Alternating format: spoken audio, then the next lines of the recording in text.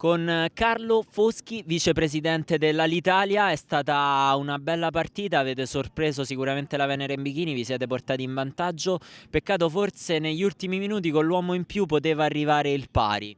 Sì, ma contro una gran bella squadra che poi però aveva un vantaggio notevole. Il problema è stato il non pareggio alla fine del primo tempo su quell'errore chiaramente marchiano di Masciangelo, ma senza imputargli nulla. Se andiamo 2-2 alla fine del primo tempo, diverso.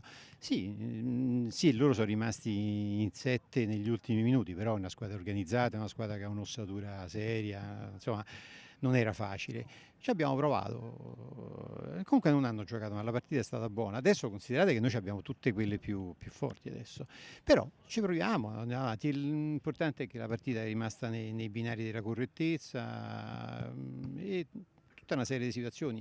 Mancavano un paio di elementi importanti per noi stasera, però dai, andiamo. Assolutamente, come spesso capita all'Alitalia, grande correttezza in campo anche con gli avversari. Prossima partita sarà contro il Cottini, un'altra squadra che sicuramente ha bisogno di punti, ormai sono invischiati un po' nella zona play-out anche loro. Che partita si aspetta?